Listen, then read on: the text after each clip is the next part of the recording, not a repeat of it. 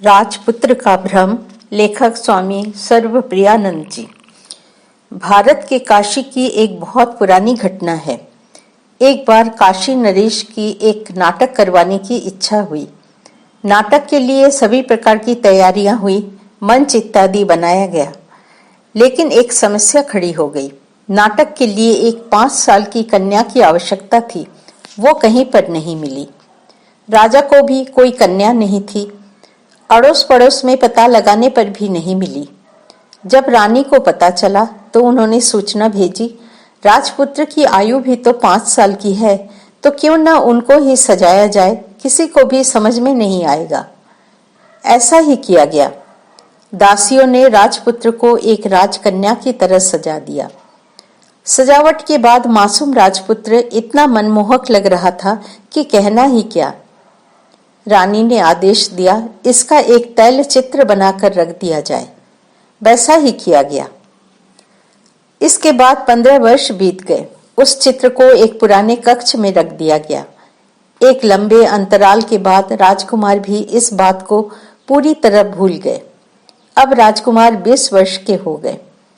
एक दिन राजकुमार महल में टहलते टहलते उस पुराने कक्ष में पहुंच गए। उनकी दृष्टि धूल से भरे एक चित्र पर गई।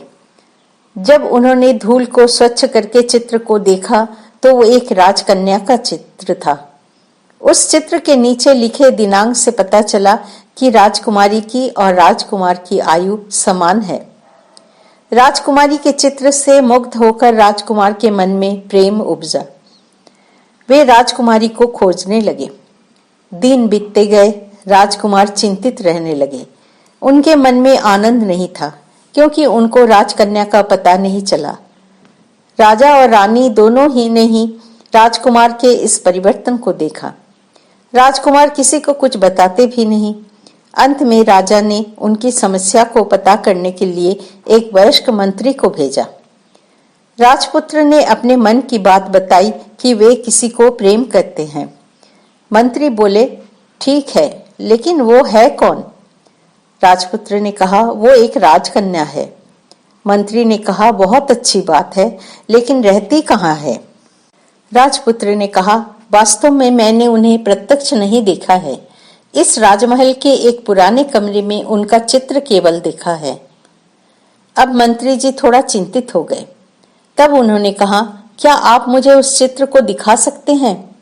अवश्य। राजकुमार ने उस कक्ष में जाकर उस चित्र को दिखाया। जैसे ही चित्र को दिखाया, मंत्री जी तुरंत समझ गए कि राजकुमार को कहाँ भ्रम हुआ है।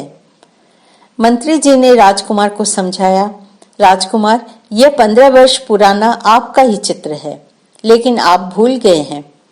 राजकुमार का भ्रम दूर हो गया। वे अपनी स्वाभाविक दिनचर्या में वापस आ गए। कहानी सुनने में साधारण सी लगती है, लेकिन अद्वैत वेदांत की दृष्टि में इसका एक विशेष तात्पर्य है। अद्वैत वेदांत की दृष्टि में हमारे दुखों का कारण हमारी द्वैत भावना है। हम लोग संसार में रह रहे हैं। इस संसार की रचना में और मैं और मेरा संसार इस द्वैत भावना से हुई है। अद्वैत मतानुसार द्वैत की भावना वास्तव में गलत है या भ्रम है।